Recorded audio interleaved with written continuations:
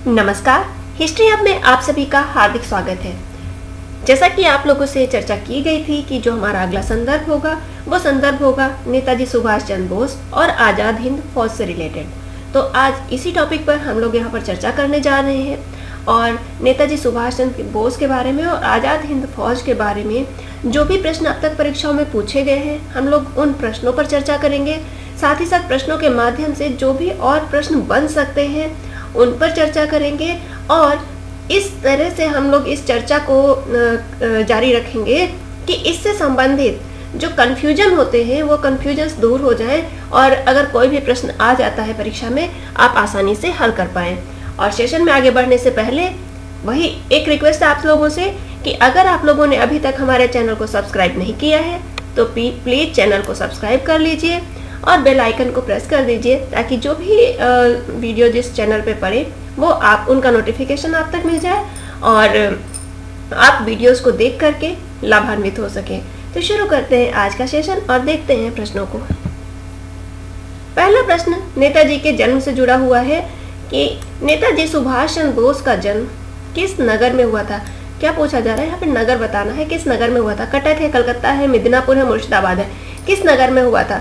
तो सुभाष चंद्र बोस का जन्म हुआ था कटक में। ए इस प्रश्न का सही जवाब है। और अगर कभी आपसे पूछ लिया जाए कि किस राज्य में हुआ था तो राज्य है उड़ीसा। कटक उड़ीसा राज्य के अंतर्गत आता है। तो अगर राज्य पूछा जाए तो आपको उड़ीसा में टिक करना है और यहाँ पे पूछा गया है नगर तो नगर है कटक। इस प्रश्न का सही जवाब है ए। नेक्स्ट देखते हैं। नेक्स्ट तो दूसरा प्रश्न देखते हैं। वर्ष 1939 में कांग्रेस छोड़ने के बाद सुभाष चंद्र बोस ने किस दल की स्थापना की थी। तो क्या पूछा जा रहा है यहाँ पे पूछा जा रहा है वर्ष 1939 में कांग्रेस छोड़ने के बाद नेताजी सुभाष चंद्र बोस ने किस दल की स्थापना की। तो अब थोड़ा सा हम लोग पृष्ठभूमि देखते हैं वर्ष 1939 की। तो वर्ष 1939 में नेताजी सुभाष चंद्र बोस कांग्रेस के दूसरी बार अध्यक्ष चुने गए थे।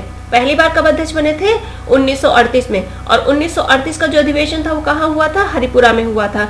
तो हरिपुरा कहाँ है, गुजरात में। तो इसमें तो वो निर्विरोध अध्यक्ष बने थे। लेकिन जो 1939 का जो कांग्रेस का अधिवेशन हुआ था इस अधिवेशन में नेताजी के अगेंस्ट गांधी जी समर्थित प्रत्याशी पट्टाभी सीतारमैया थे और पट्टाभी सीतारमैया को हरा करके सुभाष चंद्र बोस कांग्रेस के अध्यक्ष बनते हैं।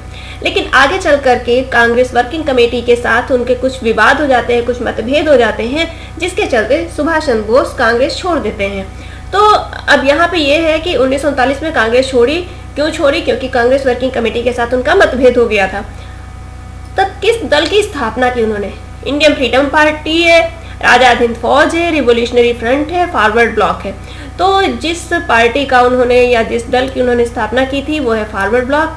और डायरेक्ट आपसे ये प्रश्न पूछा जा सकता है कि इसकी डेट कि फॉरवर्ड ब्लॉक की स्थापना कब हुई थी। तो आपको मालूम होना चाहिए कि फॉरवर्ड ब्लॉक की स्थापना कब हुई थी, 1939 में। तो इस प्रश्न का सही जवाब है डी। फॉरवर्ड ब्लॉक की स्थापना की थी कांग्रेस छोड़ने के बाद। और फॉरवर्ड ब्लॉक की स्थापना अगर पूछा जाए, वर्ष पूछा जाए तो कब की थी, तो वर्ष 1939 में की थी। नेक्स्ट देखते हैं। सुभाष चंद्र बोस के नाम के पहले सम्मान सूचक नेताजी किस देश में जोड़ा गया। तो नेताजी किस देश में जोड़ा गया ये आपसे पूछा जा रहा है। अब सभी को मालूम है कि जब भारतीय राष्ट्रीय आंदोलन हम लोग चर्चा करते हैं तो उस चर्चा के क्रम में अगर नेताजी नाम आता है तो वो नेताजी का मतलब होता है कि हम लोग चर्चा कर रहे हैं किसके बारे में, सुभाष चंद्र जी के बारे में। तो अब यहाँ पे ये पूछा जा रहा है कि वो किस देश में जोड़ा गया। तो ये जिस देश में जोड़ा गया वो है जर्मनी। तो यहाँ पर इस प्रश्न का सही जवाब है सी, जर्मनी में जोड़ा गया। नेक्स्ट देखते हैं। आईएनए किसका मानस पुत्र था। आईएनए किसका मानस पुत्र था। मानस पुत्र का अर्थ होता है किसके मन में विचार आया, यानी कि किस सबसे पहले आईएनए का गठन किया जाए इस तरह का विचार किसके मन में आया था। मानस यानी मन में, मन से। तो ये ज्ञानी प्रीतम सिंह है, मोहन सिंह है, सुभाष चंद्र बोस है, मेजर फूजीवारा है। तो यहाँ पर क्या इस प्रश्न का सही जवाब है कि किसका मानस पुत्र था।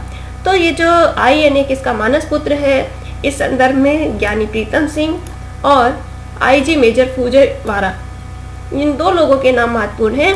तो ये दोनों ही इनका मानसिक पुत्र ये माना जाता है। तो यहाँ पर 1 और 4 डी विकल्प में है, इसलिए इस प्रश्न का सही जवाब है डी। अब यहाँ पर ज्ञानी प्रीतम सिंह और मेजर फूजीवारा दोनों के नाम दिए हैं।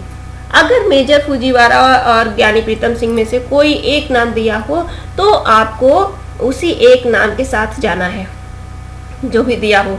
और मान लीजिए कि कभी कोई ऐसा प्रश्न आ जाए जहां पर ज्ञानी प्रीतम सिंह और मेजर फूजीवारा दोनों ही ना दिए हों, तो दोनों ही ना दिए हों तो ऐसी स्थिति में आप क्या करेंगे?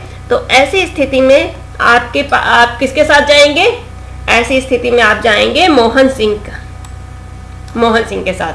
वैसे मोहन सिंह ने आईएनए को एग्जीक्यूट किया था। ठीक है, तो यहाँ पर इस प्रश्न का सही जवाब है डी, 1 तथा 4। नेक्स्ट देखते हैं। आईएनए की स्थापना किसने की थी? तो यहाँ पर आईएनए की स्थापना पूछी जा रही, किसने की? सुभाष चंद्र बोस है, मोहन सिंह है, चंद्रशेखर है, भगत सिंह है। तो आईएनए की जो स्थापना की थी, ये स्थापना के साथ जिसका नाम जुड़ा है वो है कैप्टन मोहन सिंह का नाम। जो कैप्टन मोहन सिंह है, इन्होंने ही आज़ाद हिंद फौज की मूल रूप से स्थापना की थी। जैसा कि जो विचार सबसे पहले किसके मन में आया था? तो विचार आया था मेजर फूजीवारा और ज्ञानी प्रीतम सिंह के मन में, लेकिन इसको एग्जीक्यूट नहीं कर पाए थे। वो एग्जीक्यूट किया है, यानी कि जो एक होता है ना कि मन में आपने कुछ सोचा, एक दिमागी खाका की बनाया, लेकिन उसको सतही स्तर पर, जमीनी स्तर पर लाने के लिए, जमीनी स्तर पर कार्य करने के लिए जिसने कार्य किया वो है मोहन सिंह। तो इसलिए आईएनए की स्थापना किसने की? ये जब भी प्रश्न पूछा जाए तो आपका उत्तर होना चाहिए मोहन सिंह। तो इस प्रश्न का सही जवाब है बी, मोहन सिंह के द्वारा आईएनए की स्थापना की गई। नेक्स्ट देखते हैं।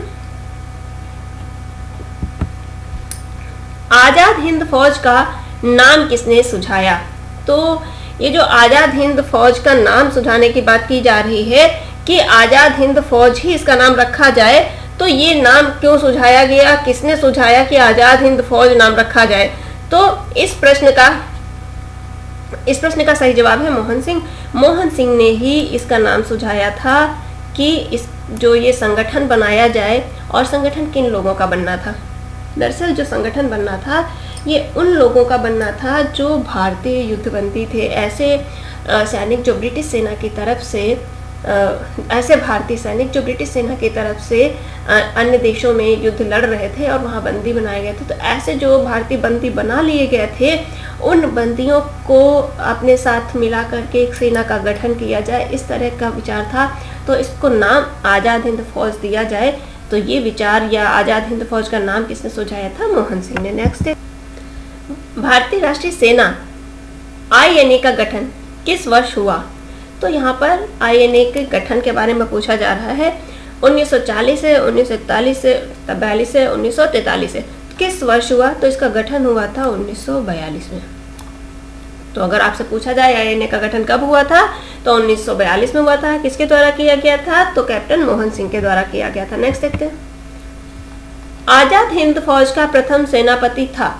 तो आजाद हिंद फौज का प्रथम सेनापति कौन था? प्रथम सेनापति वही थे जिनके द्वारा आजाद हिंद फौज को एग्जीक्यूट किया गया था। तो सर्वप्रथम किसके द्वारा एग्जीक्यूट किया गया था? मोहन सिंह के द्वारा। इसलिए इस प्रश्न का सही जवाब है ए, मोहन सिंह इसके प्रथम सेनापति थे। आजाद हिंद सरकार के निर्माण की घोषणा की गई।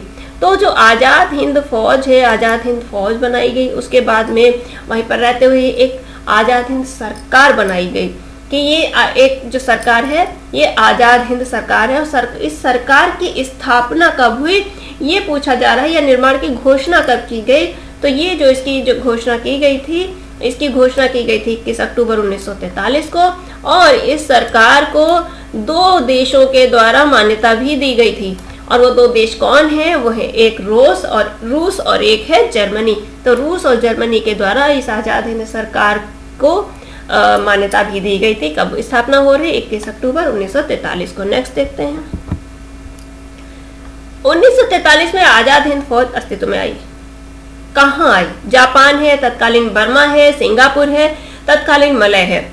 तो अब इस प्रश्न का आपको सही जवाब करना है। देखिए, हम लोग जब भी आजाद हिंद फौज की बात करते हैं तो माइंड में सीधा क्लिक करता है सिंगापुर। लेकिन सिंगापुर को हम लोग आज जानते हैं। सिंगापुर का अपना स्वतंत्र अस्तित्व कब आया? तो सिंगापुर का जो अपना स्वतंत्र अस्तित्व आया है ये आया है 1963 में। तो 1963 से पहले सिंगापुर जो है ये स्वतंत्र तो था नहीं। और ये स्वतंत्र नहीं था तो ये किसके अधीन था? ये था तत्कालीन मलय के अंतर्गत। चूंकि तत्कालीन मलय के अंतर्गत था, तो इसीलिए ये जब आजाद हिंद फौज अस्तित्व में आई तो उस समय अगर आपके प्रश्न में विकल्प दिया है तत्कालीन मलय, तो आप तत्कालीन मलय के साथ जाएंगे। अगर मलय विकल्प में नहीं दिया है, उस कंडीशन में आप सिंगापुर क्लिक करेंगे। लेकिन अगर मलय दिया है, क्योंकि उस समय नाम तत्कालीन मलय ही था, उस समय मलय ही उसका नाम था और मलय के अधीन ही सिंगापुर का क्षेत्र आता था, इसलिए इस प्रश्न का सही जवाब होगा डी, तत्कालीन मलय। और ये प्रश्न परीक्षा में पूछा भी जा चुका है। 2001 आईएएस प्री और 2000 आईएएस प्री और 2001 की बीपीएससी में भी आयोग के द्वारा तत्कालीन मलय ही इसका उत्तर माना गया है। तो इस प्रश्न का सही जवाब है डी। नेक्स्ट देखते हैं, किस भारतीय क्रांतिकारी ने सुभाष चंद्र बोस को इंडियन नेशनल आर्मी के गठन में सहयोग दिया था? तो किस क्रांतिकारी ने गठन में सहयोग दिया था? बटुकेश्वर दत्त है, रास बिहारी बोस है, राम प्रसाद बिस्मिल है, सूर्य सेन है। तो किसने सहयोग किया था? तो देखिए, जहां तक बटुकेश्वर दत्त की बात है, तो बटुकेश्वर दत्त किस कांड से संबंधित है? तो ये लाहौर कांड से संबंधित है। जो सेंट्रल असेंबली में बम फेंका गया था, वो सेंट्रल असेंबली में बम फेंकने वाले थे बटुकेश्वर दत्त और भगत सिंह। तो बटुकेश्वर दत्त का जो नाम जुड़ा है वो सेंट्रल असेंबली के बम कांड से जुड़ा हुआ है।